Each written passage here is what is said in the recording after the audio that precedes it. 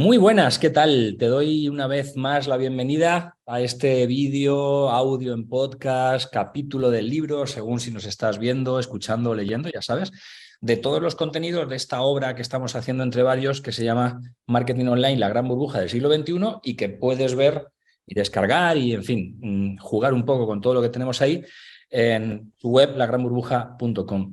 Y hoy tenemos a un invitado que, madre mía la que se puede liar con este invitado. Alguien con una trayectoria impresionante, alguien a quien sigo desde hace mucho tiempo y que admiro un montón y que nos va a contar cosas muy interesantes. Pero antes de darle paso, nombres como Accenture, La Casa del Libro, El Armario de la Tele, Infoempleo, Alice. Ostras, ¿a quién no le suenan estas marcas? Pues aquí tenemos a Nacho Somalo, que ha participado en alguna de estas marcas, bueno, en todas estas marcas, de una forma más o menos emprendimiento, intraemprendimiento, ahora nos va a contar, y que tiene mucho que decirnos porque, Nacho, llevas desde el año 1, más de 20 y tantos años en proyectos de este tipo. ¿Qué tal? ¿Cómo estás? Hola, buenos días, buenas tardes, buenas noches, como la hora que sea para ti. Muy bien.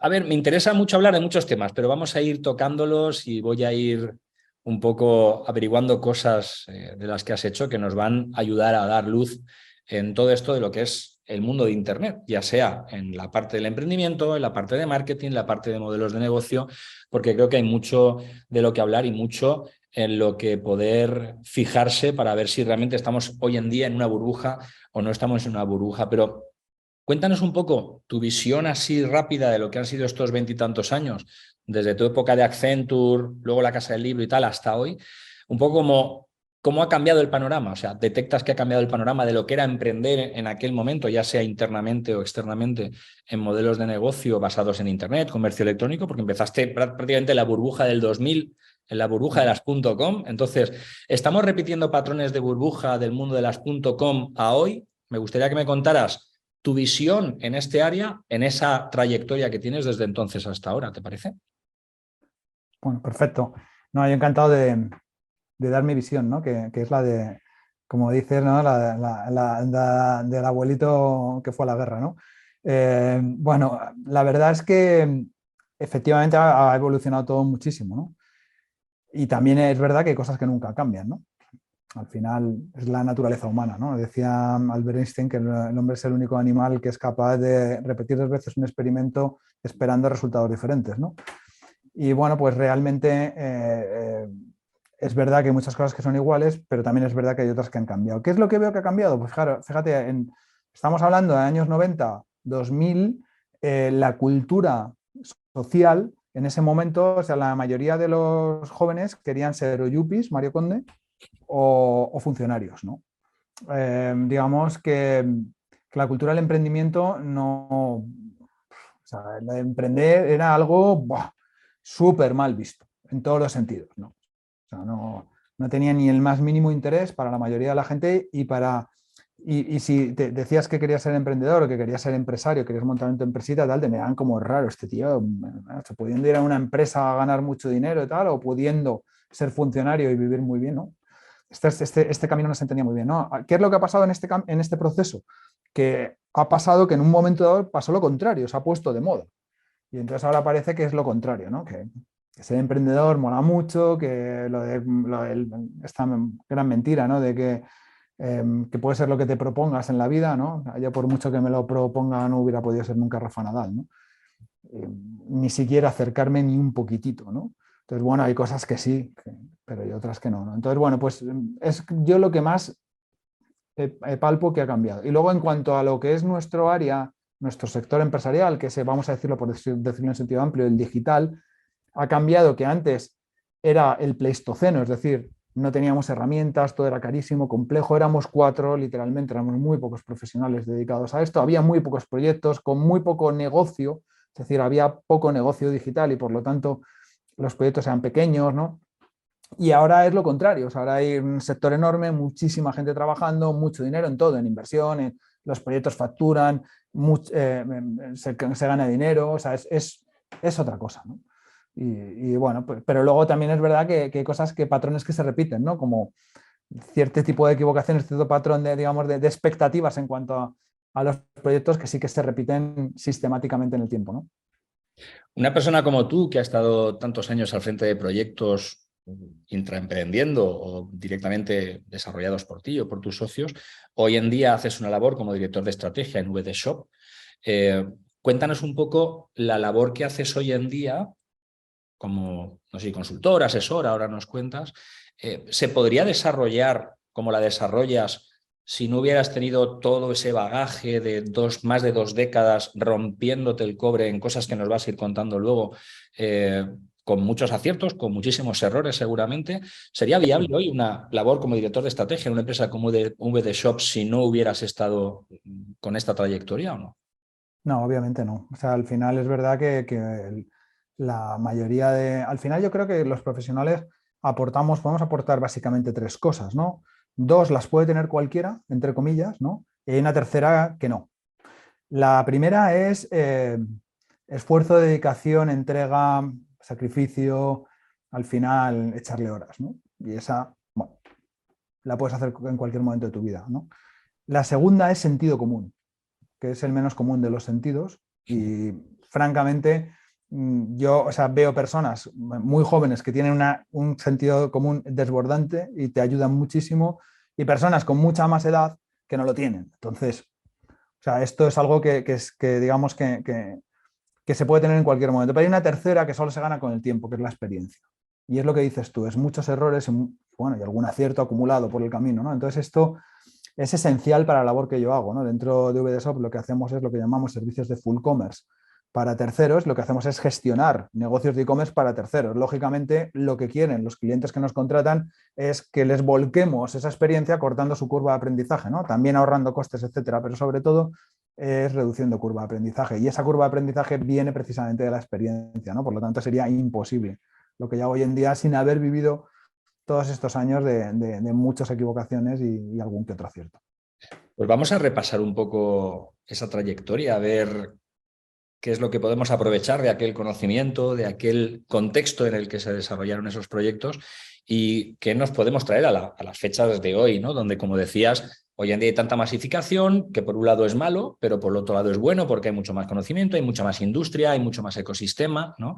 ¿Qué podemos aprovechar? Por ejemplo, tu etapa tu etapa de Accenture, una etapa de consultoría, una etapa de pues, una gran compañía donde estás, digamos, arrancando, donde estás iniciándote en este mundo. ¿Cómo fue esa etapa? ¿Qué nos puedes describir de esa etapa y cuáles son los aprendizajes que podríamos traernos a hoy con respecto a lo que viviste en aquella etapa en aquella etapa de Accenture? Bueno, la verdad es que es una etapa para mí preciosa, ¿no? Durísima, porque fue mi mi desembarco en el mundo profesional, durísima, pero muy, muy bonita. Yo en Accenture aprendí a trabajar y aprendí a hacer transformación digital en los años 90, porque eso era transformación digital de verdad, que es cuando cogías un proceso de papel y lápiz y lo pasabas a tecnologías de la información, ¿no? Donde había una parte de desarrollo de tecnología, donde había una parte súper importante de cambio en los procesos de negocio y donde había una parte indudable de cambio cultural o gestión del cambio, ¿no? Entonces, Hablamos de los 90, al final de los 90. sí, sí, sí, sí. Y hablo de proyectos de, por ejemplo, automatizar fuerzas de venta. Hoy en día todas las fuerzas de venta llevan sistemas de información, pero es que en esa época trabajaban con papel y boli, ¿no? Y es que era raro. O sea, y de hecho era como, pues las primeras era como, wow, que me vas a poner un ordenador, que me vas a controlar. O sea, ¿pero qué dices? ¿No? Eso se llevaban papel y boli, libreta y lo pasaban por fax, los pedidos, ¿no? Entonces, pasar de eso a tener un sistema de información que ahora está totalmente asimilado, pues en esa época era bastante disruptor, ¿no? Pero bueno, o sea, muchas otras cosas que digitalizábamos, ¿no? Porque yo recuerdo en principio de finales de los 80, principios de los 90, cuando Bill Gates dijo aquello de en un futuro todos los puestos de trabajo tendrán un ordenador y todo el mundo dijo, está loco. Y hoy en día todos los puestos de trabajo tienen un ordenador, ¿no? Porque es imprescindible. La mayoría de la gente no tenía un ordenador. Yo cuando empecé a trabajar había 4 o 5 ordenadores en las empresas, en el departamento de administración y tal. La mayoría trabajaba con papel, boli, fax y cosas así, y carpetas. Entonces, trayéndonos esto, ¿tú crees que en aquel momento no se hablaba de transformación digital? Era algo que, bueno, que unos pocos estabais haciendo. Entiendo que en compañías como Accenture no habría pequeñas empresas haciendo consultoría de transformación digital, pero hoy se habla de transformación digital. Me resulta chocante que 20 años después, hoy se siga hablando de proyectos de transformación digital. Todavía quedan empresas que no han hecho ese proceso de transformación digital cuando hoy hasta mi hijo de 12 años tiene 3 dispositivos inteligentes conectados a una nube y maneja perfectamente todo ese tipo de tecnologías. ¿Sigue habiendo hoy necesidad de transformación digital en el mundo empresarial? Yo lo veo clarísimo. De hecho, diría muchísimas, a ver, ¿qué es lo que pasa? Hay empresas, no personas, nativas digitales, ¿no? No tienen por qué estar montados por nativos digitales esas empresas, pero no, empresas que han nacido desde el primer momento en este entorno, y es así, no necesitan transformación digital porque han nacido ya adaptadas para este entorno, pero la mayoría de las empresas vienen de la etapa anterior, la inmensa mayoría, de las grandes estoy hablando. Y estas, pues sí que necesitan todas, porque no digo que no hayan hecho cosas, ¿no? Pero la transformación digital para mí no es tener sistemas o tener una web o vender en Amazon. O sea, la transformación digital es un cambio del enfoque de la empresa, tanto estratégico, cultural, como procesos y al final tecnología, que te permiten desarrollar modelos de relación, sobre todo, y esta es la clave, entre las empresas y sus clientes de otra manera. O sea, y al final todo eso se soporta sobre tecnologías de la información, pero lo importante es lo primero, es los modelos de relación que estableces, ¿no? Entonces, por poner un ejemplo, la inmensa mayoría de las empresas fabricantes de este país todavía tienen una cosa que se llama cliente y un consumidor. El cliente es la distribución a quien le venden y el consumidor es alguien que le compra. Y no saben casi nada de ese consumidor, más allá de algunas pocas estudios e investigaciones de mercado, ¿no? El direct to consumer famoso se ha realizado con éxito por muy pocas empresas. Están todas en ellas, pero ahí hace falta transformación digital, porque no es empieza a vender en Amazon o no es monto una tienda y punto. O sea, cuando hacen eso suelen fracasar, pues no se dan cuenta que afecta absolutamente a todo. Por poner ejemplos, dices, hombre, afecta a que tengo que poner un sistema, eso lo ve todo el mundo, ¿vale? Pero luego dices, oye, ¿cómo vas a facturar al cliente final? Bueno, le he pedido el NIF, no, es que al cliente final no se le pide el NIF. Pero joder, como que no, ¿cómo vas a meter una factura? No, hay una cosa que se llama factura simplificada. Ah, no, pero es que mi sistema no lo permite. Ah, bueno, pues hay que cambiar tus sistemas. Hay que cambiar, hay que cambiar la logística porque es una obviedad. Y luego les empieza a decir, no, pero es que hay que trabajar los sábados. Ya no los sábados. Lo de cerrar en agosto, olvídate. Lo de cerrar en Semana Santa, olvídate. ¿Pero cómo? Pues si el convenio colectivo, pues hay que cambiar el convenio colectivo. Pero no me jodas, pues sí, hay que cambiar el convenio colectivo porque ya las empresas no cierran. Lo que quiere decir que la gente no se coja vacaciones, que no es lo mismo, sino que las empresas no cierran, ¿no? Entonces, bueno, llega un momento en que te das cuenta que afecta a todo en la empresa, absolutamente a todo, ¿no? Y eso es lo que es la transformación digital, ¿no? No es empezar a vender online, no es empezar a hacer campañas a través de Google, eso es lo de menos. Recuerdo cuando hicimos el podcast con Fares Kameli, que entiendo que lo conoces, y se puso a hablar de tecnologías, de temas de cómo aplicar la tecnología al marketing, al mundo empresarial, no code, plataformas, y era como te revienta la cabeza, ¿no? O sea, quizás estamos hablando, por lo que dices, más que de un proceso de transformación digital, de una readaptación súper necesaria a velocidad del rayo de la digitalización de las empresas. Es que a lo mejor en la época que nos hablas de hace 20 años, digitalizar la empresa era poner un CRM, hoy en día digitalizar la empresa es una cosa totalmente diferente, como nos estás contando y como en su momento nos contó Fares Kameli. Entonces, claro, la velocidad a la que avanza todo tecnológicamente hablando hace que el mundo se complique a velocidad del rayo también. Entonces ya no es cuestión de voy a digitalizar mi empresa, sino voy a tener que empaparme de todo lo que es mundo digital, porque si no mi empresa offline va a morir, ¿no? Entonces es un poco así, lo ves un poco así. Totalmente, sí, sí, es que por eso la clave para mí no está en la parte, o sea, tecnológica, que es clave, sino quiero decir que las empresas se piensan que se transforman digitalmente poniendo tecnología.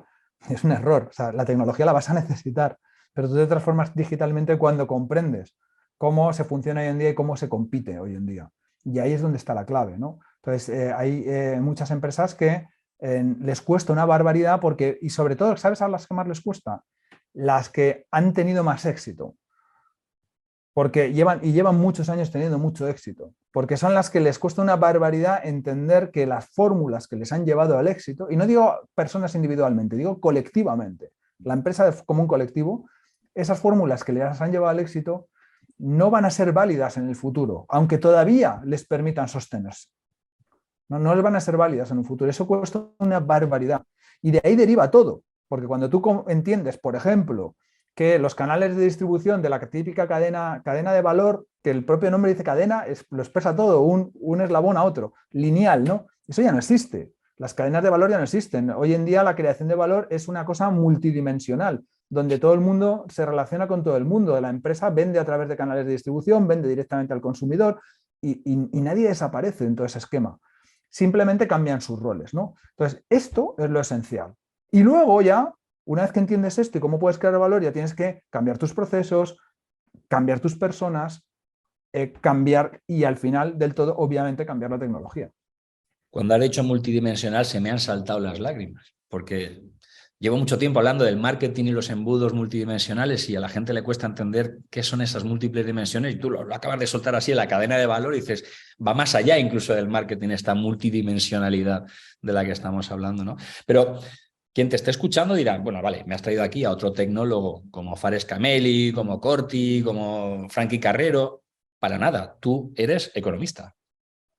Sí, yo soy de formación, soy economista y de hecho he estado toda mi vida implicado en tecnología, como has contado, pero nunca ha sido un área que domine desde el punto de vista técnico. Digamos que la entiendo y la trabajo muy bien desde el punto de vista de gestión, tomar decisiones relativas a estas, implantar esos sistemas y hacer que funcionen, ¿no? Que sean herramientas que te sirven para resolver problemas, ¿no? Yo no lo hago desde el punto de vista de cómo se implementa técnicamente, que tuve mis primeros años donde no lo entendía, ¿eh? Cuando entré en Accenture no entendía que me obligasen a programar, ¿no? Decía, yo soy economista, voy a ser consultor, ¿por qué tengo que programar? Y luego he entendido lo importante que es comprender cómo se hace un programa y cómo funciona una máquina, ¿no? Cómo funciona el código. Pero más allá de esa etapa corta y donde, bueno, pues tampoco caló demasiado, francamente, ¿no? Realmente lo que he aprendido después es eso, a trabajar con tecnología como apoyo a los procesos de negocio, ¿no? Que a su vez son el apoyo de una implementación estratégica, que eso es lo importante. Que hay que comprender perfectamente a nivel conceptual conceptos muy abstractos, que no tienes por qué ser un técnico. Yo a mí me pasa muchas veces que yo he podido ayudar a gente del mundo totalmente técnico porque a lo mejor mi capacidad de abstracción les ha ayudado a entender un problema que hay que resolver y cómo resolverlo sin tener yo ni idea de la parte técnica, ¿no? Es un poco tu misión en todo esto. Exactamente, exactamente. Y esto es algo que digo mucho a mis alumnos.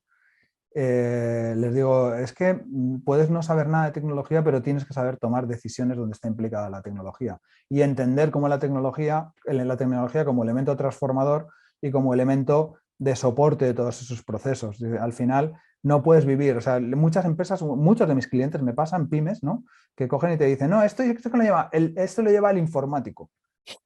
Terrible, o sea, si no integras la tecnología dentro de tu estrategia y dentro de la gestión a nivel dirección, no vale para nada. O sea, la tecnología ya no es como antes, el informático que daba soporte a mis programas que me permitían hacer las cosas. Yo llamaba al informático y decía, oye, hazme un programa que cuando yo de aquí haga esto y haga esto, ¿no?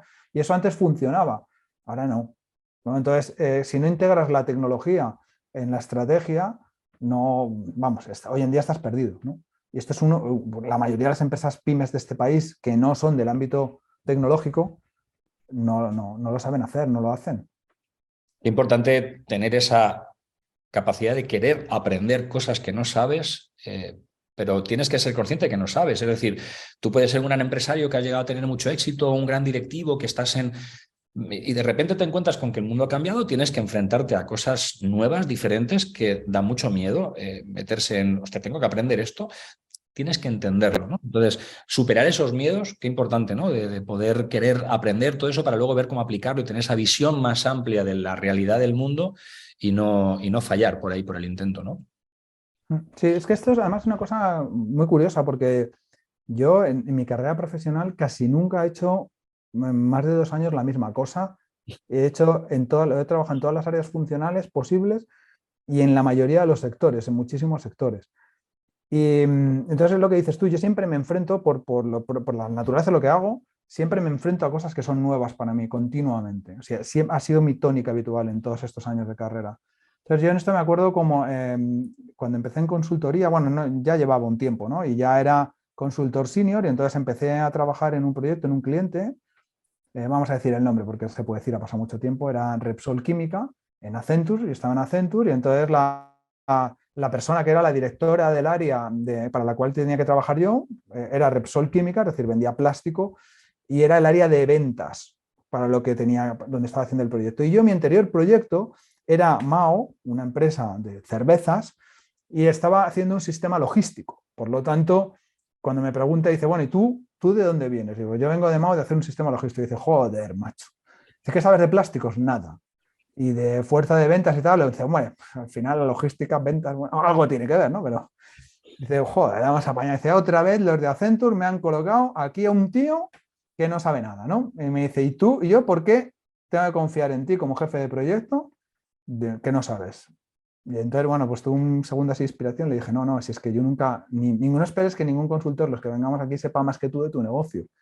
Tú sabes mucho más que nosotros y vas a saber más. Lo que vamos a hacer nosotros es hacer factible, hacer posible cosas que tú misma quieres hacer, pero no puedes porque te enfrentas con muchas barreras, porque no tienes el tiempo, porque no tienes la dedicación, los recursos adecuados para hacerlo, ¿no?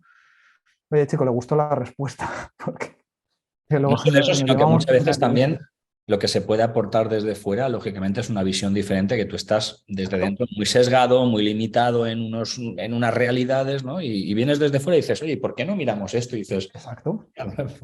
pues no se me hace. Eso, eso y luego hay una cosa que siempre me dicen en todos los negocios que he estado, en todas las áreas, en todo tal, siempre me dicen, esto es muy diferente.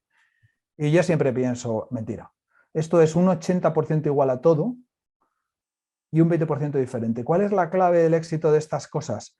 Identificar rápido ese 20% diferente y aprender a respetarlo. Es decir, yo entro, por ejemplo, como director general de casadelibro.com en un momento dado. Yo le pregunto a mi jefa, digo, me fichéis como director general de un negocio de libros y yo no sé nada de libros del mundo editorial, ¿no? Más allá de que leo, ¿no? Más allá de eso no sé nada de libros. Y me dice, no, Nacho, es que no te equivoques, aquí todos sabemos muchísimo de libros, pero no sabemos de vender online. Nosotros te fichamos porque sabes vender online. Ah, bueno, vale, mola, ¿no? ¿Qué es lo que pasa? Dicho esto, estás dirigiendo un negocio de libros, ¿no? Por lo tanto, lo primero, te tienes que rodear de alguien que sabe de libros, mucho, tienes que ser humilde para aprender y sobre todo detectar ese punto en el que eso sí es diferente. Esa, entre comillas, clave del éxito la tienes que respetar. O sea, cuando tú llegas a un sitio y y quieres aplicar la fórmula que te funciona en otro sitio tal cual, lo normal es que te salga mal. Entonces, identificar ese 20% rápido es clave, ¿no? Porque luego todo lo demás, ahí sí que puedes ayudar, porque dices, oye, ¿por qué no hacemos esto? Y vienes de otro sitio y dices, nadie se le ha ocurrido o nadie se lo ha planteado y ahí puedes aportar valor, pero tienes que saber que hay una parte que no puedes tocar, ¿no? Y eso solo se aprende primero estando dentro y segundo rodeándote de gente que lo sabe y respetándola, claro. Me has dejado, me has dejado ahí el balón para chutar a puerta de la Casa del Libro. Entras en la Casa del Libro, en ese momento, años 2000, principios de los 2000, entiendo ya, Sí, ¿no? justo. Eh, 2000. burbuja.com estallando, el e-commerce iba a ser la solución de todo y de repente no era como nos habíamos pensado y mucha gente perdiendo mucho dinero, los Terras, en fin, hay gente que no sabe nada de todo esto, gente que no ha vivido aquella época, pues oye, busca información, busca lo que era Terra, lo que era esta burbuja y tal. Y de repente la Casa del Libro, que en ese momento entiendo que era una cadena de tiendas de libros, quiere vender online. Y claro, y te cuentan, queremos vender online. ¿Cómo les viene esa inspiración? Ten en cuenta que hablamos del año 2000, Zara empezó a vender por Internet, 2011, 2012 creo recordar, siendo un monstruo mucho más grande que la Casa del Libro. Como una Casa del Libro, que al fin y al cabo es una empresa grande, pero es nacional, es mucho más pequeña que un Inditex, ¿cómo es capaz de aventurarse tan pronto a vender por Internet? ¿Cómo fue ese momento? ¿Cómo vives ese momento cuando te plantean ese reto ahí en los morros? Y tú dices, va, de vender libros por Internet. Ya estaba Amazon, entiendo, vendiendo libros, ¿no? Entiendo que era como un paso muy natural, pero en un momento muy convulso, ¿no? En la burbuja de las .com, vender por Internet, la gente no compraba por Internet como se compra hoy en día. ¿Cómo te enfrentas a ese proyecto y qué aprendizaje nos traemos a la fecha actual? Pues mira, lo primero hay que decir que en ese momento Casa del Libro estaba dirigida por una persona absolutamente visionaria, Charo Albarrán, que había visto que esto del digital en general, de Internet, por decirlo así, era una enorme ventaja para su negocio y estaba vendiendo casadelibro.com online desde el 95. Empezó a la vez que Amazon. Tela, ¿eh?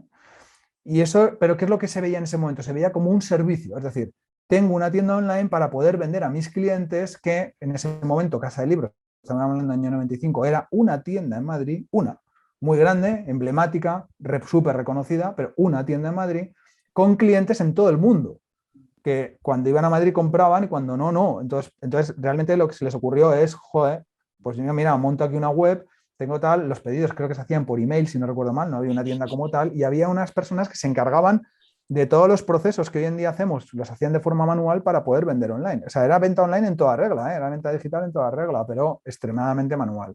Y eso se venía haciendo desde el 95, por lo tanto ya ahí hay una persona extraordinariamente visionaria.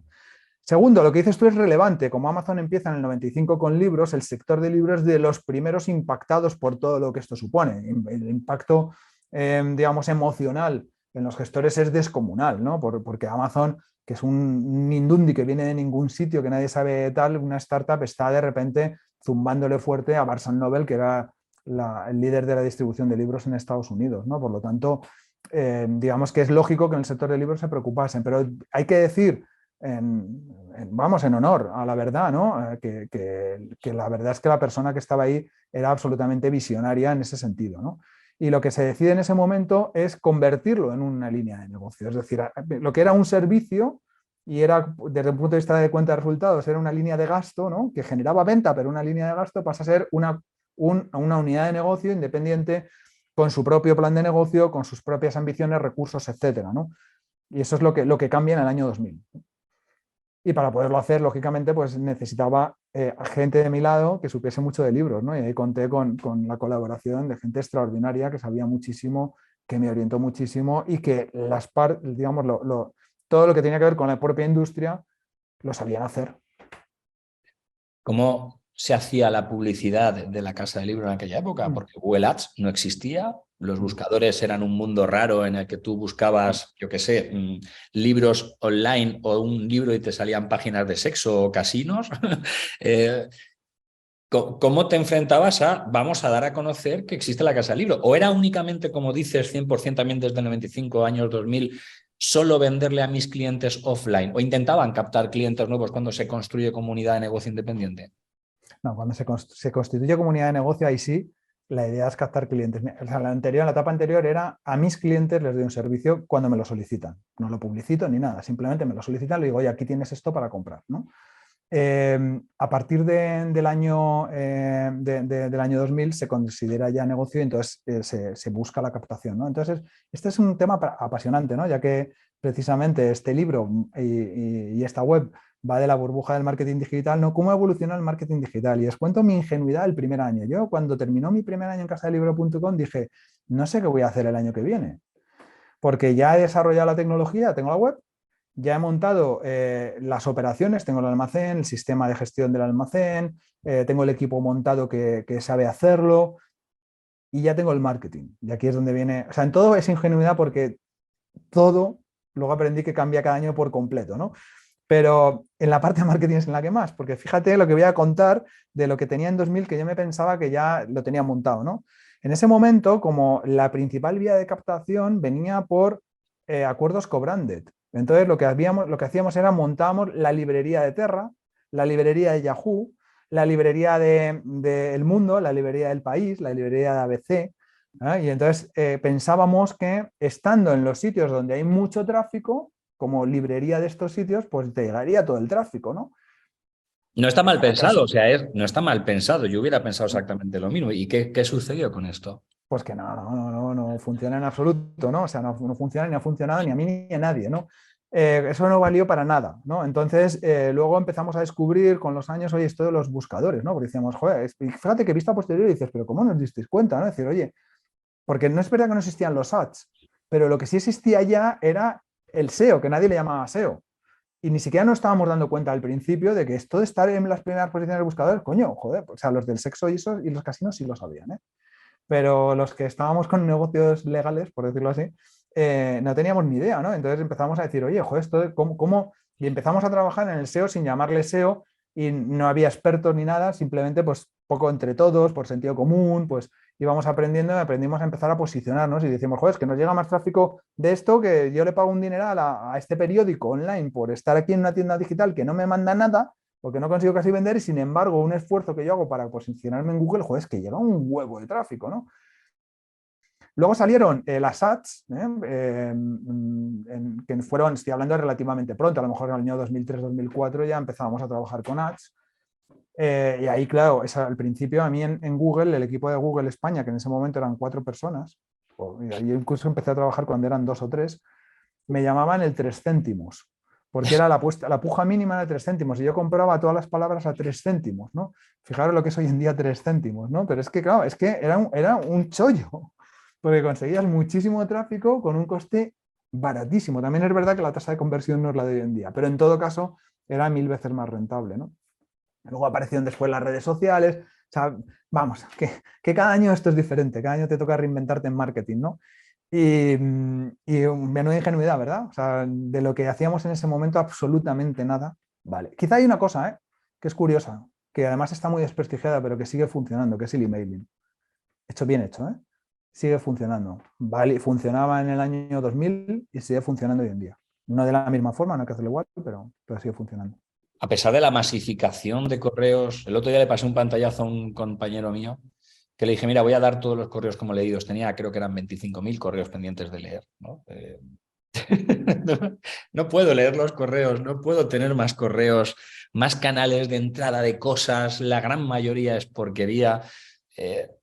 ¿Aseguras que hoy sigue funcionando el email marketing?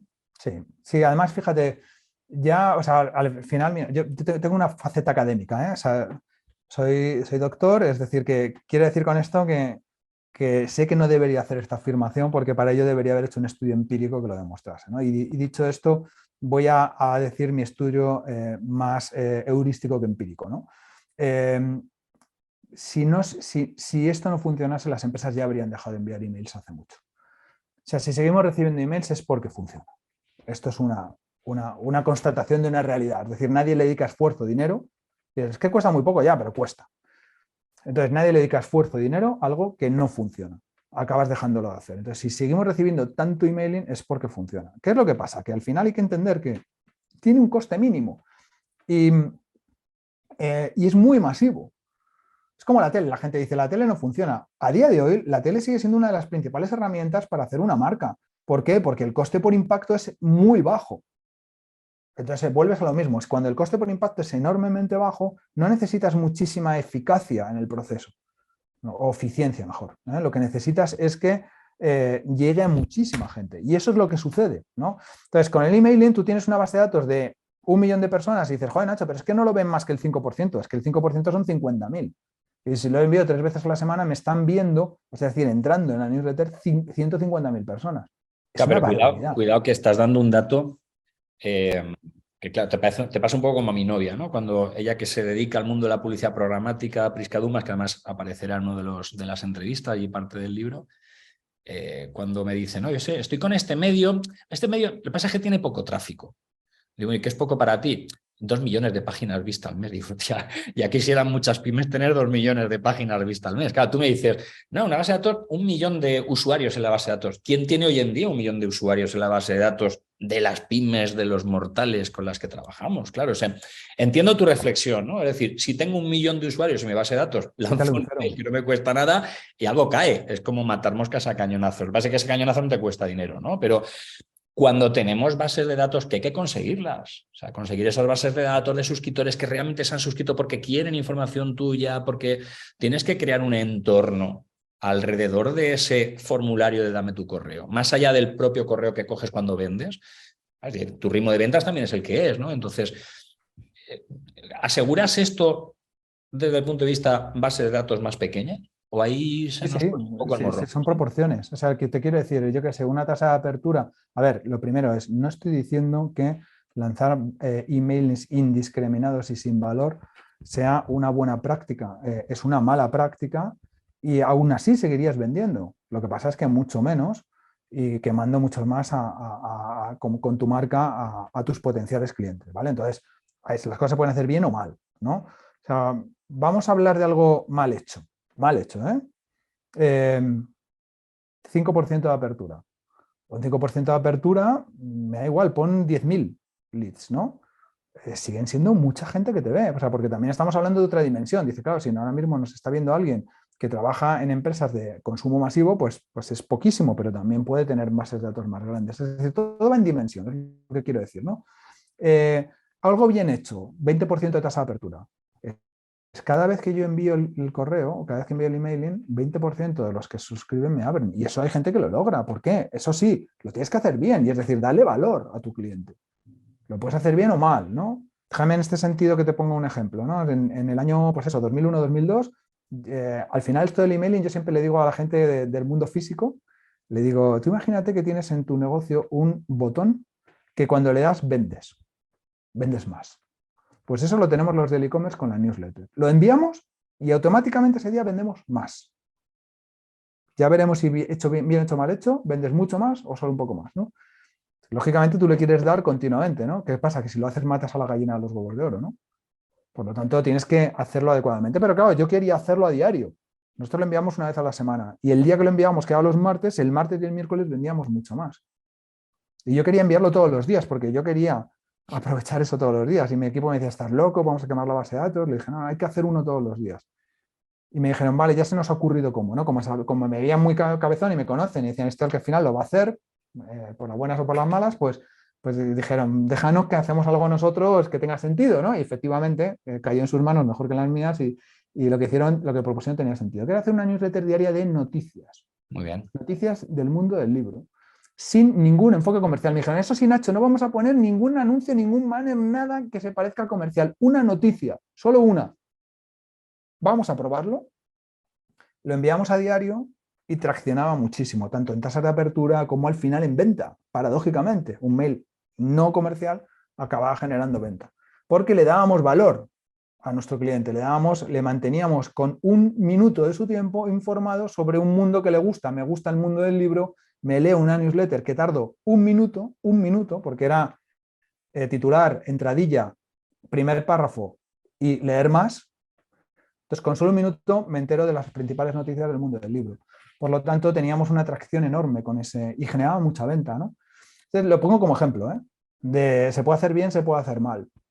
Esto es como el que te entra por LinkedIn, que te solicita contacto y lo primero que hace nada más aceptar su contacto es intentar venderte, ¿no? Decir, tío, Sí, no te columpies, tío. Además, muchas veces, el otro día hablaba con una que me contactó que me quería vender no sé qué rollo de algo que no tiene nada que ver conmigo ni con mi empresa. Digo, yo no sé de dónde te has sacado esto. Y dije, sí, cuéntame. ¿Cómo puedes hacerme ganar dinero en mi negocio de no sé qué te has inventado? ¿Sabes? O sea que, claro, es lo que tú dices, ¿no? Hacerlo bien, hacerlo mal, esto es un poco la clave, ¿no? Si hoy la Casa del Libro, no sé si conoces sus estrategias hoy en día de venta online, pero si estuvieras dentro, hoy sería rentable los canales que actualmente hay de publicidad, los ads en Google, el display, las campañas de máximo rendimiento, las campañas de publicidad en redes sociales.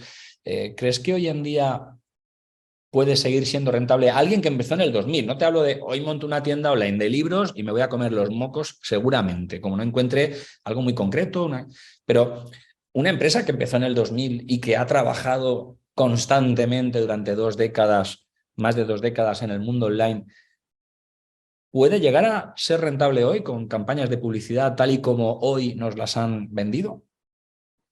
Mira, ha evolucionado mucho la estrategia. O sea, esos primeros años tenía una ventaja y un inconveniente. Ventaja, al estar mucho menos masificado, era mucho más fácil obtener rentabilidad inmediata. Rentabilidad inmediata es cuando el coste de captación es inferior al margen de lo que vendes. Es decir, si yo te vendo un pedido de 50 euros con un 20% de margen, gano 10 euros. Si el coste de captación es 5 euros, es evidente y obvio que lo tengo que seguir haciendo, ¿vale? No hay mucha discusión. Y eso se podía hacer en esa época. Por lo que hemos dicho, yo compraba ads a 3 céntimos clic, ¿no? Estoy hablando de keywords como comprar libros, que a lo mejor me costaba 4 céntimos clic, ¿no? O sea, keyword como esa, comprar novela histórica. Hoy no puedes pagar nada de todo eso. Claro, estamos hablando o comprar libro Gabriel García Márquez, yo qué sé, o sea, estamos hablando de keywords extraordinariamente valiosas y que convierten mucho, ¿no? Que hoy en día tendrán un coste, 30, 40 céntimos, probablemente 10 veces más, ¿no? Entonces, en esa época era muchísimo más fácil conseguir que, digamos, fuera obvio esa inversión. A cambio, había muy poco volumen. Es decir, es que por mucho que captases mucho de lo que había, pues es que había poca gente que compraba online, ¿no? Bien, hoy en día hay mucho más volumen, pero es mucho más difícil acceder a él y hace falta estrategias muchísimo más sofisticadas. Lo de coger y decir que mi coste de captación sea superior, digamos, inferior al margen de venta, eso es prácticamente imposible en cualquier sector. Prácticamente imposible. Entonces tienes que sofisticarte en tu estrategia y empezar a pensar en el valor de vida del cliente, el valor del cliente y en que el coste de captación sea razonable desde un punto de vista de captación de un cliente que luego tengo que ser capaz de fidelizar, ¿no? Entonces, hay una parte en todo esto de estrategia, que tienes que montar tu estrategia para que puedas justificar lo que haces más allá de gastar dinero. Y sí, efectivamente, al final tú coges y dices, claro, las ads hoy en día son mucho más caras. Es verdad que la conversión es mejor, pero también es verdad que hoy en día ya no valoramos he captado un pedido, sino he captado un cliente. Y eso te permite trabajar de otra manera, ¿no? Tenemos modelos de atribución. Antes el modelo de atribución único era el de las clic, entonces al final decía, pues fíjate que me funciona Google, claro. Hoy en día sabemos que Google, que resulta que esa campaña que hago en la tele, por decir algo, pues una buena parte de eso se recoge en Google, pero en esa época ni teníamos el sistema ni siquiera la cultura de entenderlo, ¿no? Y tampoco hacía falta, la verdad, porque era más sencillo, ¿no? Menos volumen, más sencillo. Hoy en día es muchísimo más sofisticado, necesitas herramientas y metodologías y casi comprensión más compleja para poderlo gestionar, pero a cambio, si lo haces bien, tienes un volumen muy grande, ¿no? Fíjate que muchas veces la gente me dice, ya ves que estos ejemplos antiguos realmente que me aportan un contexto, una vivencia, una experiencia y un entender que lo que tenemos hoy es un poco la consecuencia de lo que hemos tenido durante 2 décadas, ¿no? O sea, poder hacer ese análisis hoy en día es mucho más fácil si has tenido esas vivencias que si no, ¿verdad? Absolutamente, pero es que te digo más. O sea, por ejemplo, hay una cosa por ejemplo, que la he contado ya, previamente y que me ha servido toda mi vida y es imposible hacer un acuerdo con un medio de comunicación de co-branded que funcione. Imposible. O sea, vamos, a ver, seguro que alguien que se lo está escuchando puede poner algún ejemplo que haya funcionado, pero en mi vida nunca ha conseguido funcionar y lo he intentado durante todos los años o gente con la que he trabajado lo he intentado durante todos los años. Y al final les digo, vale, vamos a intentarlo porque me pasa continuamente. Vamos a hacer un acuerdo con una televisión, vamos a hacer un acuerdo con un medio, vamos a hacer tal. Ya verás, nos vamos a inflar a vender, no vamos a vender nada. Lo vamos Que a sí, que petar. esta vez sí, que no vamos a vender nada. Que es que sí, que te aseguro que sí, porque que no vamos a vender nada, que va a ser súper tal. Entonces, al final, las dinámicas de lo que pasa es un déjà vu. O sea, se repite 25 años después. Sigue siendo igual, ¿no? Entonces, claro, evidentemente ahí el aprendizaje es enorme, ¿no? Porque ya sea lo que no le tengo que dedicar esfuerzo, ¿no? Y además, cuando es para un tercero, le digo, mira, va a pasar esto, esto, esto y esto. Y cuando a la tercera dicen, coño, está pasando todo lo que está diciendo este tío. Digo, mira, no sigáis, estáis perdiendo el tiempo, ¿no? Entonces, eso es obvio, ¿no? Luego hay otras cosas que no, porque lo que decíamos antes, ¿no? O sea, la forma de plantearlo, incluso la metodología y las herramientas, han cambiado mucho, entonces no me vale. O sea, yo el cómo hacía antes, yo qué sé, pues eso, el cómo gestionaba las ads o cómo gestionaba la estrategia de gastar el dinero en unos canales u otros, hoy en día no vale para nada, porque o te sofisticas muchísimo más con herramientas, que las hay, que antes no las había, digamos, procesos de negocio a la hora de tomar decisiones mucho más tecnificados, o estás perdido, o estás tirando el dinero, bueno, que ya en gran parte lo tiramos, pero estás tirando más dinero.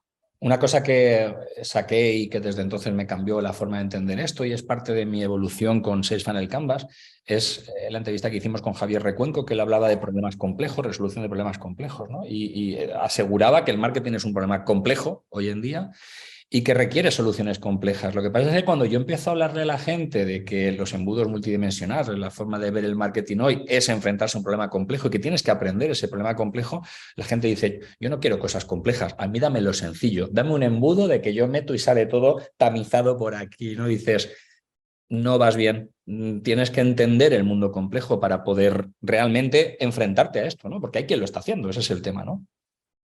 Absolutamente de acuerdo, vamos, totalmente. Pero es que te digo más, o sea, ahí es donde está la diferencia entre el que aporta valor y por lo tanto, al final el que gana dinero es el que aporta valor, ¿no?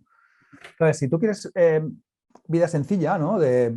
y muchas veces la gente, o sea, pues yo doy clase en muchos sitios, ¿no? Entonces el alumno lo que quiere es dame la herramienta, explícame cómo se usa y yo no te preocupes que yo ya me voy a forrar con esto, ¿no? No te equivoques, porque lo que tú aprendes en una hora lo aprenden 10.000 más y no tienes valor, eres un indiferenciado. Lo que tiene valor es precisamente esa comprensión del problema complejo y darle solución al mismo. Y luego quién lo ejecute y cómo se ejecute es lo de menos. Entonces, la gente le da muchísimo valor a aprender una herramienta, ¿no? En la formación. Dice, ¿no? Vamos a aprender, yo qué sé, por decir una, Celix, o vamos a aprender Jungle Scout, o vamos a aprender esta SEMrush. Está muy bien, o sea, hay que hacerlo. Pero ahí no está el valor. O sea, lo vas a tener que hacer, pero no está el valor. Me ha gustado lo de indiferenciado. Me he quedado con esa frase. La palabra Es que indiferenciado en es un buen marketing, insulto. Eres un indiferenciado. es que en marketing, cuando no tienes diferenciación, solo puedes competir en precio. Sí, Y esto sí. llévatelo al terreno del mercado laboral y dices, si yo como producto del mercado laboral, es decir, como trabajador producto del mercado laboral, no tengo ninguna diferenciación con respecto a otros 300 más, el único motivo por el cual yo puedo competir con otros es estando dispuesto a ganar menos. Entonces, al final, si no quieres eso, y nadie queremos eso para nosotros, tendrás que buscar tu espacio de diferenciación. Y claramente en el marketing digital hoy en día, claramente estoy totalmente de acuerdo con Javier y contigo, ¿no? Es resolución de problemas complejos, plantéalo bien y el que lo plantea y el que sabe plantearlo y tomar las decisiones es el que tiene valor y no el que está luego metiendo los datos en la herramienta. Qué Ese bueno. le puedes cambiar. Hay un momento de tu vida en el que das el salto al armario de la tele y de repente te metes en un proyecto como muy lleno de purpurina, ¿no? Vamos a vender la ropa de los famosos de la tele. Yo recuerdo cuando conocí ese proyecto, que lo conocí en la tele, lógicamente, de repente un anuncio en la tele, elarmariodelatele.com, que lógicamente entiendo que no existe ya, y que su propuesta de valor era, puedes comprar en nuestra tienda online la ropa de los famosos. Y era como de las series, de los programas. Hostia, qué atractivo el concepto, ¿no? Cuando tú no lo emprendes, son otras emprendedoras las que montan el proyecto y a ti te nombra director general de esa empresa, y de repente te ves en el mundo de la moda, en el mundo de la farándula, la gente famosa, los actores, los presentadores y presentadoras de televisión, un proyecto muy fashion y encima todo en la tele con media equity. Que no sepa lo que es media equity, es que las teles invierten dinero en esa empresa a cambio de espacios publicitarios en la televisión, ¿no? ¿Cómo es el salto de una cosa tan, ¿no? Como la casa del libro, libros, una cosa como muy académica, muy cultural, de repente el mundo fashion prometía mucho ese proyecto, ¿no? Sí, la verdad es que nos enamoraba a todos, ¿no? Esta es además la primera enseñanza de este y de otros proyectos que he vivido, Alice, por ejemplo, es que las cosas que aparentemente tienen sentido luego no necesariamente lo tienen, ¿no? O sea, el Porque armario de la bueno, tele, todo el mundo se lo contaba y decía, es la noticia, o sea, el proyecto es la bomba. Qué bueno, qué buena la idea, no era mía, ¿eh? Qué buena la idea, qué bien os va a salir, ¿no? Y luego el problema no ha sido operativo, el problema ha sido conceptual, y es que no es buena idea, porque cuenta, no le ha cuenta, ¿por qué funcionado no es buena ni a idea nosotros ni una a cosa nadie. que aparentemente es buena idea y que a todo el mundo le enamora? ¿Por qué no es buena idea? Fíjate, lo primero es, te voy a decir una curiosidad que mucha gente no sabe. ASOS, todo el mundo conoce asos.com, ¿no? El nombre viene de As Seen on Screen. Es decir, ASOS era el armario de la tele, Ah, originalmente, ¿vale? Entonces, el concepto era, o mejor, o más evolucionado que incluso el que tenía el armario de la tele, porque lo que hacía ASOS, o sea, lo que hacía el armario de la tele era vender la ropa original, la misma que habías visto, exactamente la misma. Y lo que el hacía pantalón ASOS, que había tenido el actor de turno en la serie de turno. exactamente. Mientras que lo que hacía ASOS, que era más inteligente todavía, era un híbrido entre el concepto inicial de Zara y el armario de la tele, que es yo copio, hago una prenda muy parecida, no la misma, a la que hay ahí te la vendo barata. Te hacía ¿Vale? el Por lo outfit, tanto, ¿no? El outfit del actor o el exacto. tipo de prenda, ¿no? Muy bien. Exacto. Entonces, tú has visto una chaqueta roja, que qué bonita la chaqueta roja, pues te voy a poner una chaqueta roja que no es de la misma marca, pero es casi igual. Es muy difícil percibir la diferencia. O sea, entonces, eso es ASOS. Y ASOS había ya abandonado ese concepto tiempo antes, ¿no? Por lo tanto, ellos ya habían experimentado que no funciona. Lo de yo veo en la tele algo, me gusta y me lo quiero comprar, tiene mucho sentido. Y de hecho, desde un punto de vista de tráfico, conseguía muchísimo tráfico, porque la tele es un gran tractor de tráfico y de conocimiento de marca. El armario de la tele, a mí me pasa una cosa que con marcas mucho más potentes, o mucho más, no la marca, perdón, con digamos, negocios mucho más potentes, nadie me decía, trabajas en casadelibro.com, pues lleva con carpeta, una carpeta el armario de la tele. Yo recuerdo en cafeterías esta gente decía, el armario de la tele, el armario de la tele, o sea, era hiper conocido porque salía en la tele, ¿no? Y además molaba, el proyecto era glamuroso, molón, ¿no? Pero bueno, ha sido el único momento en que he salido en la tele, he salido en varios momentos, pero en la tele en un programa con audiencia, que fue, me entrevistó Susana Griso en Espejo Público, ¿no? Y luego me han entrevistado en cadenas de estas de frikis como nosotros, ¿no? Pero en la tal nunca más, ¿no? ¿Por qué? Porque era un proyecto que, coño, molaba, ¿no? Entonces, la historia del armario de la tele es que el concepto de puedo comprar en una web la ropa que ven en la tele está muy bien, hasta que te das cuenta que los que quieren comprar la ropa de los que ven en la tele es gente que no tiene dinero y la ropa de los que ven en la tele cuesta mucho dinero. Entonces, no se vende. Aparte de que operativamente es súper complicado. Tienes que estar de acuerdo en la marca. Pues es complicadísimo. Pero escúchame, que aquí se lo creyeron las teles, se lo creyeron las marcas, se lo creyó todo el mundo. Te lo creíste tú, lo creíste todos. Estabas como una nube de lo vamos a petar, ¿no? O sea, estamos arropados por esa imagen fashion, ¿no? Ese halo. Pero no. En esa época, una persona, o sea, una persona ¿Qué año era? que era súper de moda. ¿Qué año era esto? Esta Patricia Conde, por ejemplo, sí. era ¿Qué una de año nuestras... era el armario de la tele? ¿Perdona? ¿Qué año era el armario de la tele? El armario de la tele, año 2010, sí. 2009, 2000, sí, 2010, justo, 2010. Principios de 2010. Patricia Conde, hablabas. 2010, no, perdona, te estoy diciendo fatal, 2009. Ahora sí, 2009. Uno más, uno menos. Sí, bueno, por ahí sí. Bueno, pues Patricia Conde, ¿vale? En ese momento, una persona súper top en la tele, muy glamurosa, todo el mundo le encantaba, tal cual. Bueno, claro, decías, que cómo mola la chaqueta que lleva Patricia Conde. La chaqueta que lleva Patricia Conde cuesta 500 euros. Claro, entonces al final, ¿cuánta gente y precisamente la gente que puede pagar la chaqueta que se compra Patricia Conde no se va a fijar en la chaqueta que lleva Patricia Conde, porque muchas veces ni siquiera se quiere vestir como Patricia Conde. Y a lo mejor está hasta poco contraproducente. Ni se la va a comprar en el armario de la tele, se la va a comprar en la tienda de la marca de esa prenda. Vamos. Exacto. No va a ir al armario de la tele a buscar. Y esto, joder, ¿por qué no vemos a veces? Yo veo muchas startups que mentorizo en aceleradoras, incubadoras y tal, que tienen ideas que conceptualmente dices, lo van a petar y dices, hostia, pero lo petarán. Y luego no lo petan, por 1000 razones, ¿no? Muchas de ellas porque tan sencillo como, y le das vuelta, hicimos mal esto, y no, la idea no era buena y todos pensábamos que sí.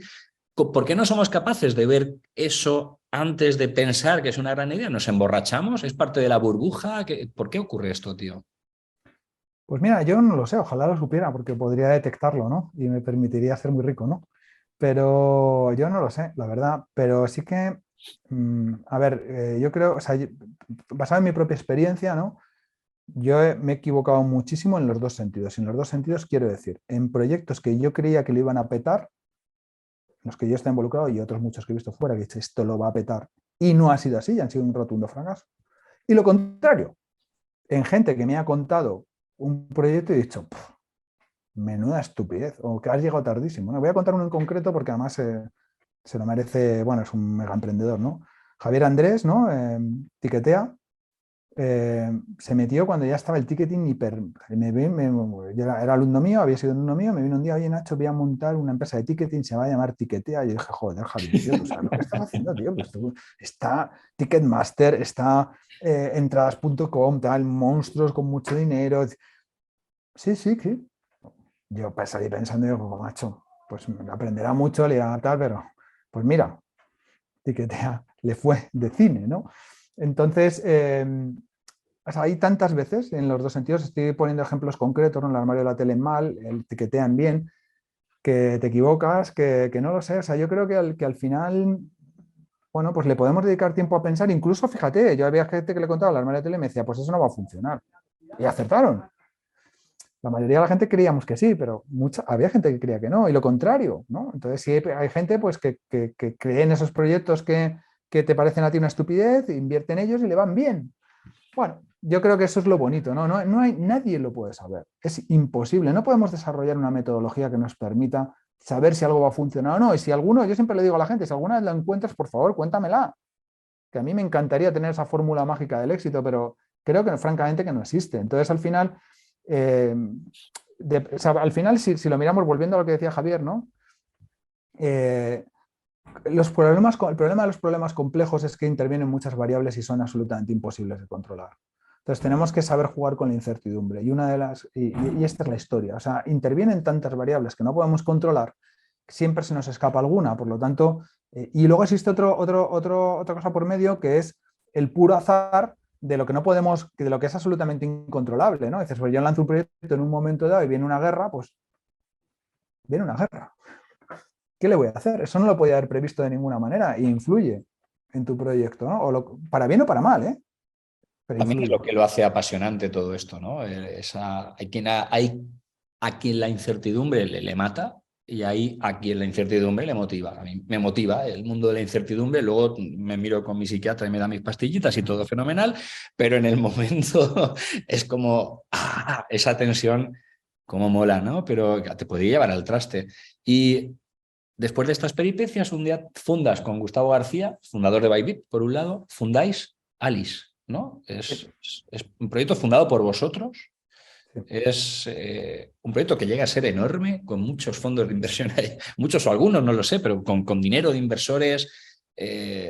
Te das a conocer un montón más todavía de lo que ya eras por el armario de la tele y es como, wow, uno de los proyectos de moda de aquella época, ¿no? Entiendo que ahí hablamos año 2015 más o menos o un poco antes a lo mejor. No, mucho antes. Mucho antes, Estamos ¿no? hablando de 2010-2012. Ese proyecto 2000, fue 2012. 2010-2012. Fíjate, Que el tiempo estamos en pasa muy año. rápido, Javier. Ya, Sí, 2012. sí, a mí también, a mí soy el primero que me sorprende, ¿eh?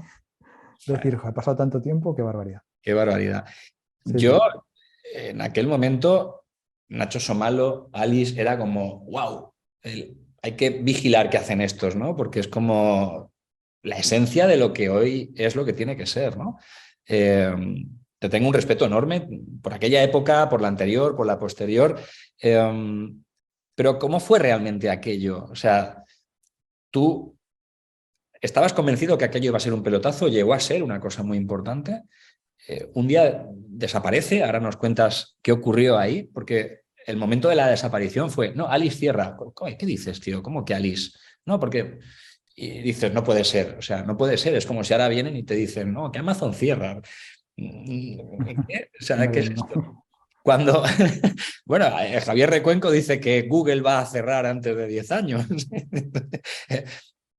Igual ocurre, oye, pues Jeff Bezos dice que Amazon va a cerrar. fíjate, ¿quién Jeff dijo, Bezos.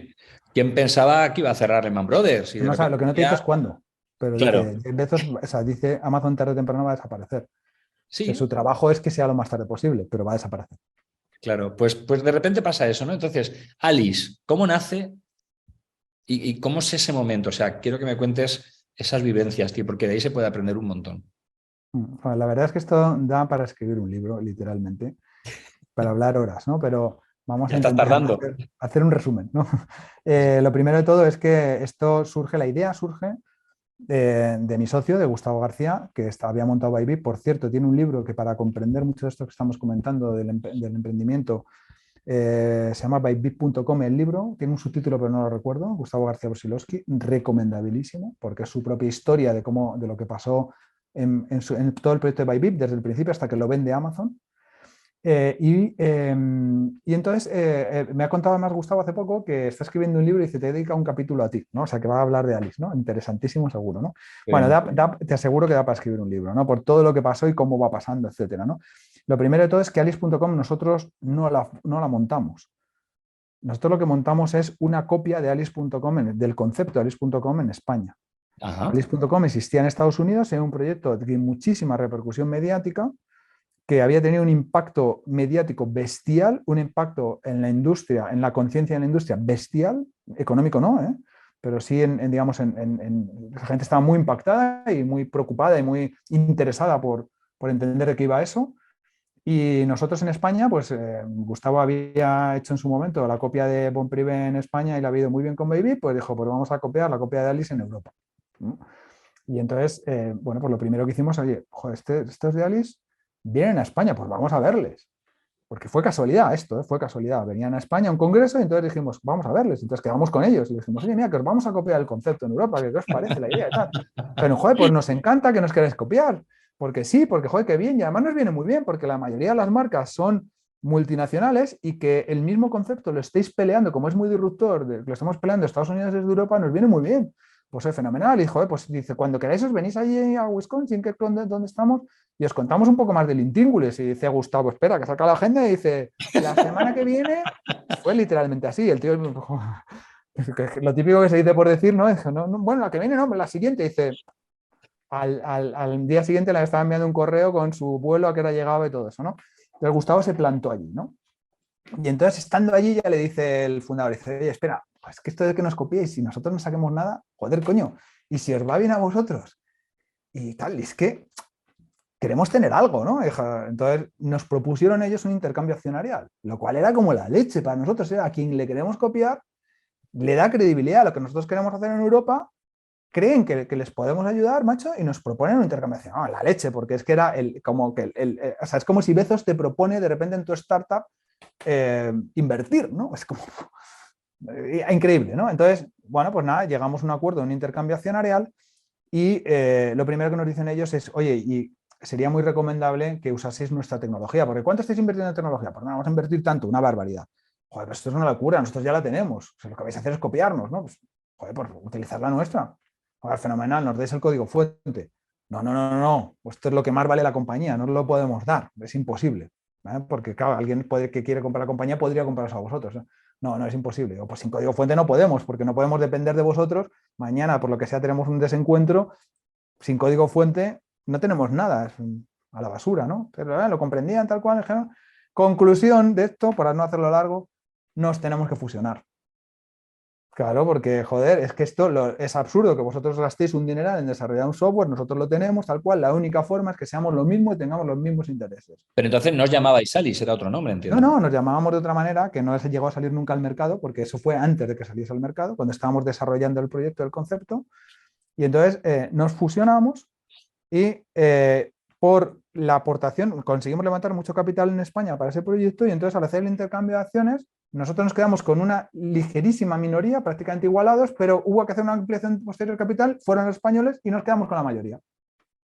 Y entonces de repente, Gustavo y yo, éramos los principales accionistas de Alice.com, del original, no de la copia. Y bueno, da para Qué mucho más. rocambolesco, ¿no? Parece, es un poco como la historia de Mario Conde y Banesto, ¿no? Que de repente es el máximo accionista de Banesto. Qué bueno, no sabía yo esta historia, muy interesante. Sí, sí, sigue, sigue. No, no, fue así, ¿no? Y entonces de repente, pues oye, nos vimos ahí y encima los emprendedores pues estaban ya hartos del proyecto porque no le estaba saliendo como esperaban y entonces nos dijeron, y sabemos que sabéis qué, que lo llevéis vosotros. Y entonces de ¡Hala! repente nos vimos llevando el negocio entre España y Estados Unidos, ¿no? Por contextualizar, la gente que no sabe qué es Alice.com, ¿qué era en aquel momento? Alice era súper disruptor en ese momento porque era un marketplace de productos de gran consumo, o sea, un supermercado pero basado en modelo de negocio marketplace. Y eso era lo que era muy 2000, disruptor. 2010 hablas de marketplace y es como, ¿qué es esto, no? O sea, era súper disruptivo. Sí, porque teníamos nuestro FBA. Claro, Uh-huh. porque para poder hacer gran consumo tienes que hacer una única entrega. O sea, no es el típico marketplace como existía, ya existía eBay, pero claro, tú no puedes hacer un eBay en gran consumo que te llegue el dentífrico por un lado, la pasta de dientes por otro, Claro. el cepillo de dientes por otro, el papel higiénico por otro, no tiene sentido. Tú lo que quieres es hacer un solo pedido y que te llegue todo a la vez, pero eso compatibilizarlo con un modelo de marketplace. Y fíjate, eso ni siquiera a día de hoy lo hace del todo bien Amazon desde mi punto de vista. Es extraordinariamente complejo. Amazon todavía no tenía este producto, no estaba en esta línea de productos Amazon todavía en esa época. Ya estaba Mercadona, por ejemplo, ya vendía online con aquella tienda Pero rudimentaria. era un e-tailer, Mercadona era un e-tailer, era el modelo Retailer. tradicional Sí, sí, de sí. compro-revendo. Al fin y al Esto lo cabo que tenía es tu es competencia. un... Al fin y al cabo es tu competencia. Yo podía comprar en el Mercadona online o podía comprar en Alice, ¿no? Totalmente. Alice Pero tenía vendor, o sea, porque nosotros en categorías, un poco con el mismo concepto, es decir, nosotros había categorías o productos en los cuales no llegábamos a acuerdos con la marca para que fuesen sellers, entonces éramos vendor a obligación, es decir, teníamos que comprarle a las marcas para poder completar el surtido y que tuviese sentido, ¿no? Entonces compatibilizamos vendor seller con un servicio de FBA sea, es parecidísimo a lo que es Amazon hoy conceptualmente, desde un punto de vista operativo y de herramientas nada que ver, lógicamente, ¿eh? Pero conceptualmente era muy parecido. Entonces era extraordinariamente disruptor. eh, y tengo que decir que desde un punto de vista de la acogida de la industria por parte de las marcas fue extraordinaria, ¿eh? Nos apoyaron a muerte. O sea, por ahí no vino el problema. No fue, es que eres muy disruptor, la gente no te entiende. No, no, la gente entendía perfectamente lo que era y lo que significaba y quería que eso pasase. Las Porque ellos no marcas. serían capaces de vender por internet, cada uno en su rama de producto, ¿no? Exactamente, no le veían sentido. Entonces le veían sentido a tener un partner que fuese el que les ayudase de forma conjunta a vender y dar una propuesta de valor conjunta. Y eso es lo que era Alice, ¿no? Entonces, desde ese punto de vista, es la industria, pero el problema es que este negocio requiere de unas inversiones y unos plazos descomunales. O sea, nosotros levantamos mucha inversión, pero es que requiere eso por 20 o por 30 o por 50, lo que nosotros levantamos, que ya es mucho, ¿eh? Entonces, realmente, y plazos larguísimos, que no están preparados para inversores tradicionales del mundo digital que buscan plazos largos, pero no tan largos, que buscan riesgos, pero no tanto riesgo. Entonces, al final, bueno, pues no pudo ser, ¿no? Porque llegasteis a tener una facturación Una importante. facturación muy bajita, ¿eh? La Sí. facturación la gente se sorprende, ¿no? Dice, pero es que incluso en Estados Unidos, la gente toda se imagina, Alice había salido en el programa de Oprah Winfrey, les habían entrevistado, había salido, o sea, en todos los medios americanos, en todas las teles americanas, la leche, o sea, había tenido una repercusión mediática descomunal y todo el mundo se imaginaba que era la leche. Y cuando nosotros llegamos a la fusión y vimos lo que vendían, dijimos, pero ¿Qué mierda es esto? sí, literalmente, o sea, era poquísimo, ¿no? Era más el concepto disruptor, que era, es verdad, muy adelantado a su tiempo, que lo que es el volumen de negocio en sí, ¿no? Y realmente luego el potencial comprador que tuvimos del negocio era lo que valoraba. El volumen de negocio le importaba un bledo. ¿La visteis venir o pensasteis que realmente podría tener unas tasas de venta y de crecimiento de facturación como para empezar a cubrir esas grandes inversiones que estabais captando? Fíjate, aquí hay una gran diferencia entre cómo lo veía yo, cómo lo veía, yo creo que incluso Gustavo y yo, y cómo lo veían nuestros socios americanos. Nuestros socios americanos eran gente que había montado varias startups antes y les habían vendido en plazos aproximadamente de 6 meses. O sea, estos eran, monto un negocio con un concepto de disruptor y se lo vendo a alguien que le pueda sacar más partido que yo a ese concepto de disruptor. Nosotros éramos más de, montamos el negocio, lo sacamos adelante, lo hacemos muy grande y cuando sea muy grande lo vendemos por muchísimo dinero, ¿no? Era más esa la forma de verlo, ¿no? Y al final tenía más sentido lo que pretendían los americanos, que es coger y decir, mira, nosotros nuestra capacidad de llevarlo lejos es muy limitada, ¿no? Y bueno, pues al final los compradores que tuvimos, o que no compraron, pero que se barajó la posibilidad, estamos hablando de empresas gigantescas en las cuales la facturación que nosotros les podríamos haber aportado, aun siendo 20 veces más grandes de lo que éramos, seguía siendo irrelevante. Que lo importante para ellos no era eso, lo importante para ellos era la capacidad de aportarles experiencias en nuevos modelos de negocio, nuevas formas de aproximarse al cliente, ¿no? Entonces eso tenía mucho valor para ellos, ¿no? Y bueno, pues... Para quien no vea la foto, estamos hablando de que tú puedes montar un negocio o todas estas peripecias hasta que te quedas un negocio que era de otros, con todo lo que has contado, me parece súper fascinante. La conclusión, tienes ya un negocio montado, tú puedes querer hacerlo grande. Lógicamente adquieres inversión de inversores que van a querer que esto finalmente les dé una rentabilidad y tú con esa inversión montas tu estructura, pagas tus gastos, gestionas para crecer y tienes la intención de hacerlo crecer y que facture y que facture y que facture y que dé mucho beneficio, o hay quien hace todo esto para terminar vendiéndolo. Vuestro enfoque era vamos a hacerlo grande y que sea una máquina de facturar, o vuestro enfoque era vamos a ver si se lo vendemos a alguien, como estás diciendo, que le pueda aportar más valor.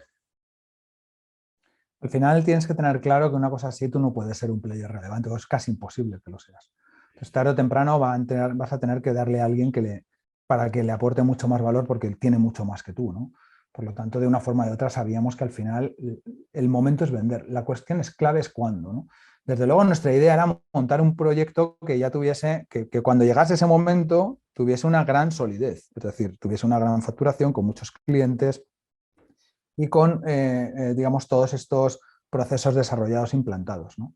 Eso es lo que, digamos, donde estaba nuestra expectativa. Estamos hablando de entre 5 y 10 años más o menos, ¿no? Mientras que nuestros socios era, montamos un proyecto, estamos un año y medio, y además, si en un año y medio no somos capaces de venderlo a alguien, es que nos hemos equivocado en algo y vamos a otra cosa.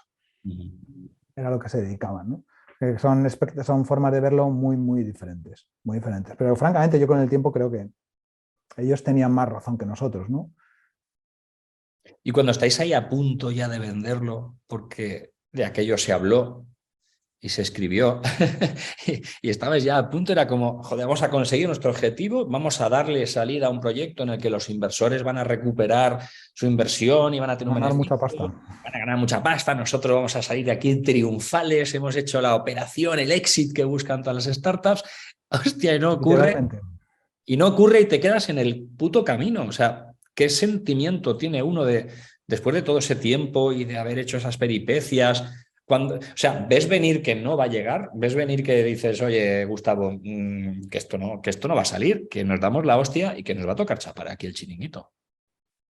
Pues mira, fue tan extremo, este proyecto fue tan raro en todos los sentidos, tan extremo que pasamos yo pasé de volverme en un avión con Gustavo de Estados Unidos con esto, lo dijo en inglés la persona, this is a deal done, en 2 semanas lo quiero firmado y a mí me correspondían varios millones de dólares por eso, y volver pensando en 15 días voy a tener millones de dólares en mi cuenta corriente, a en 15 días, Gustavo, esto lo tenemos que cerrar, no tiene viabilidad. O sea, fue así, literalmente, ¿no? Por muchos motivos, esto daría para contarlo mucho tiempo, porque es tan extremo, ¿no? No estamos engañando a nadie, simplemente era un proyecto que en ese momento no tenía ya capacidad de encontrar financiación por muchas circunstancias, algunas sobrevenidas, la mayoría sobrevenidas, ¿no?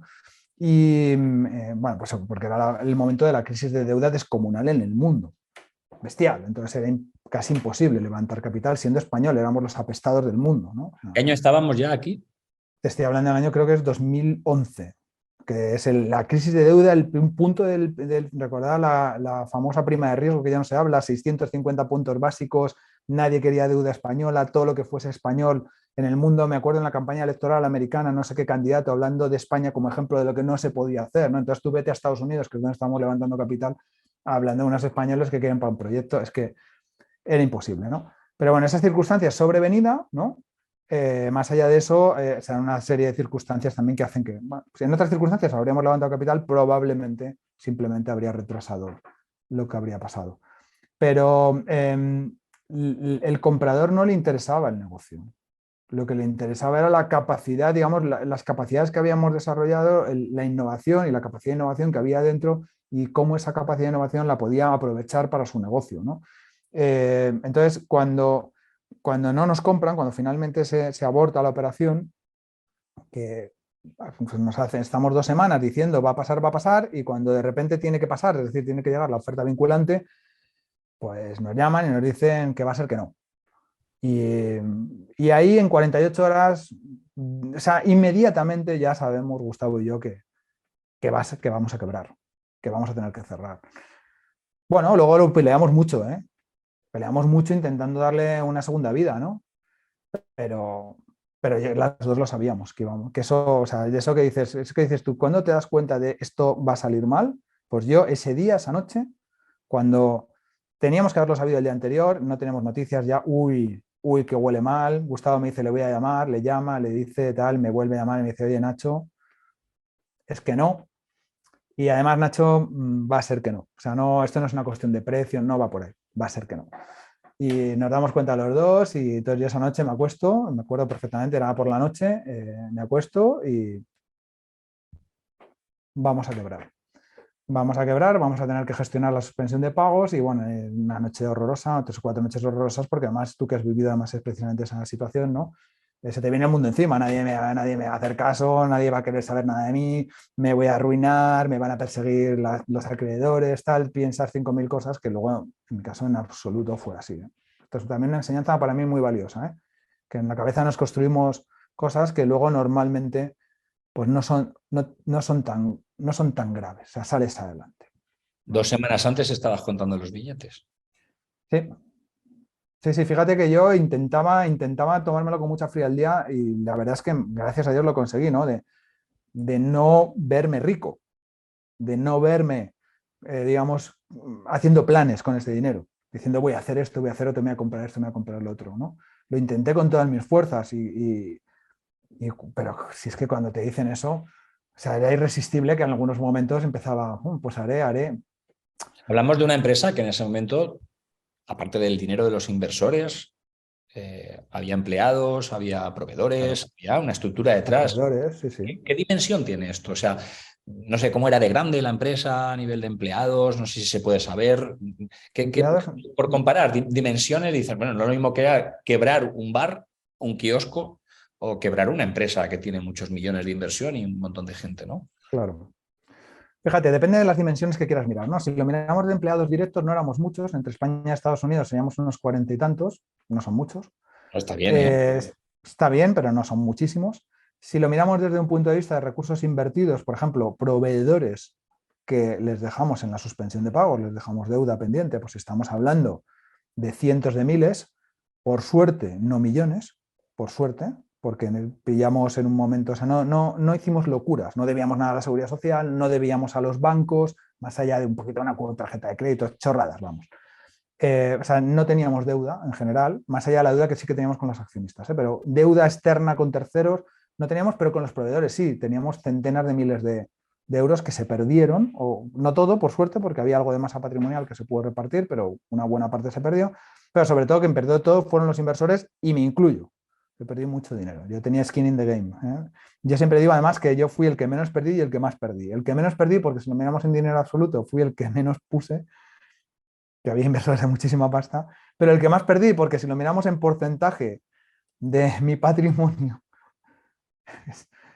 en mí era un porcentaje altísimo y en los demás era un porcentaje muy chiquitito. Entonces, al final, bueno, pues se perdieron muchos, muchos millones. Y en ese Decenas. proceso, ¿los inversores te acompañan o en el Sí, sentimiento? Es decir, ¿te acompañan en la alegría cuando que esto sale, y en el trauma cuando, no, oye, que te dije que sí, pero no cuentes billetes, que esto no sale? sí, sí. Y esta es una de las cosas más bonitas de mi vida, uno de los aprendizajes más bonitos de mi vida.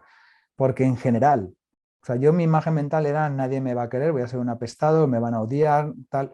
Y en absoluto fue así. En absoluto. O sea, pero hasta gente sorprendente, ¿no? Por ejemplo, voy a poner un ejemplo. La empresa para la que estoy trabajando ahora, que llevo años trabajando con ellos, una relación estupenda de confianza mutua, era un proveedor a los que no les pude pagar y siguieron confiando en mí. Entonces, bueno, como estos muchos casos, ¿eh? O sea, la gente te apoya muchísimo. Cuando lo que has hecho es honrado, es decir, lo que has hecho es honesto, en el sentido de que tú te has peleado por un proyecto y no ha salido bien. Lo explicas así, la gente lo entiende. En general, ¿eh? Como todo, hay de todo, ¿no? Entonces, fíjate, la mayoría de los inversores me decían, Nacho, ¿y qué va a ser de ti? O sea, Nacho, ¿estás bien? O sea, ¿qué vas a hacer? ¿No? Me lo decían con preocupación, ¿no? No os preocupéis y saldré adelante, no os preocupéis, ¿no? Pero te lo decían con cariño, o sea, no, o sea, habían perdido dinero y bueno, unos mejor y otros peor, ¿eh? Como todo en la vida, ¿eh? Pero en general, la inmensa mayoría de la gente es, ¿y en qué te puedo ayudar? La inmensa mayoría de la gente, ¿eh?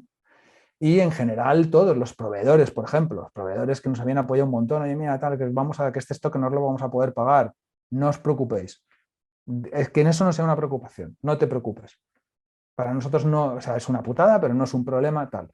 Había gente, proveedor, por ejemplo, el proveedor de logística, le hicimos mucho daño, tenía un impacto muy gordo, tal. Lo llevaron fatal, pero también hay que entenderles, ¿no? Porque para ellos sí que tenía un impacto más gordo, pero bueno, todo bien, todo bien. O sea, yo también pensaba que podían llegar demandas y tal, pero la gente a veces te demanda. Solo llegó una absurda que es precisamente del grupo Globalia, que era la agencia de viajes, le debíamos un poco de dinero, nos demandó a todos los administradores y tal. Una demanda absurda, fuimos a juzgado, bueno, no prosperó, ¿no? Pero no hubo demandas masivas, no. O sea, la gente lo entendió bien como lo que había sido, ¿no? Y muy buena reacción. O sea, esa es de verdad uno de los.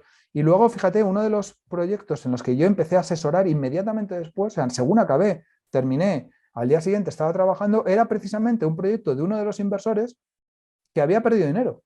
Y me dijo, Nacho, vente ahora mismo aquí que me tienes que ayudar, ¿no? Entonces, al final, la gente, mucho, o sea, también es verdad que estábamos en un mundo en el que la mayoría de los inversores tal, sabíamos de qué va esto. Qué apasionante, tío. O sea, estoy callado aquí, empapándome de todo. La emoción con la que lo cuentas también es brutal. Tenía muchísimas ganas de que me contaras todo esto desde hace muchos años ya. Digo, algún día en algún proyecto lo liaré y le entrevistaré, y qué mejor que en este, ¿no? Y ya por terminar, este momento que habéis vivido en Alice hace ya un montón de años, hoy se repite. Hoy se repite en el mundo de las startups. Estas cosas son muy habituales, ¿no? Pero incluso a lo mejor más rápidas, más estrepitosas y como con más cante, ¿no? ¿Crees que hoy en este momento en el que vivimos esta burbuja rara del marketing de las empresas, de las startups, se tiene el respeto que vosotros teníais a la situación que estabais viviendo con Alice? ¿O hay más, no sé, se toma como, bueno, ¿sabes? No sé, más alegremente este tipo de cosas? ¿Cómo ves? Porque sigues viendo este tipo de situaciones en el mundo. Cuéntame, ¿cómo se ve esto? O sea, estamos dentro de esa burbuja en el que esto... O se siguen viviendo con ese respeto con el que vosotros vivisteis esa situación tan compleja y que acabó tan dramática. Bueno, vamos a ver, yo creo que de todo, como siempre, ¿no? Siempre lo ha habido. Eh, es verdad que ahora que hay más dinero, pues mucho más dinero, muchísimo más dinero, es mucho más fácil que se den ese tipo de circunstancias de, vamos a ver, que has definido tú como de alegría, ¿no? También las había antes, ¿eh? Y al final hay una cosa que, digamos, ¿cómo puedes saber si un proyecto va a ir bien o va a ir mal? Pues hemos dicho antes, no se puede saber, ¿no? Pero hay un punto que para mí es clave, ¿no? La honestidad del emprendedor con respecto a su propia motivación, ¿no? Y me explico. Los emprendedores que hacen cosas gordas son los que su motivación es cambiar el mundo. En una pequeña parte, no el mundo entero, en una pequeña parte. Los emprendedores que su motivación es ganar mucho dinero, esos es rarísimo que les vaya bien. ¿Por qué? Porque la motivación de ganar dinero, cuando luego te enfrentas al emprendimiento, es todo tan difícil, la probabilidad de que salga mal es tan alta, te das cuenta relativamente rápido. Entonces, al final hay otras formas de ganar dinero, no lo sé. O sea, yo creo que es mucho más fácil abandonar y hay mucho menos ese compromiso que decías tú hacia el proyecto, ese respeto que decías tú, ¿no? Hacia el dinero, hacia los inversores, hacia tus proveedores, hacia tus empleados. Existe menos respeto a eso. Es más fácil que eso pase cuando tu motivación es dinero, el dinero. Cuando tu motivación es hacer algo innovador, disruptor, cambiar el mundo en un aspecto, hacer que las cosas sean mejores para alguien, para la gente, para lo que... Entonces eso es poderosísimo, ¿no? O sea, los grandes emprendedores, un Mark Zuckerberg o un Sergey Brin, Elon Musk, ¿no? Todos estos, o sea, su mayor motivación, o sea, el dinero es algo sobrevenido.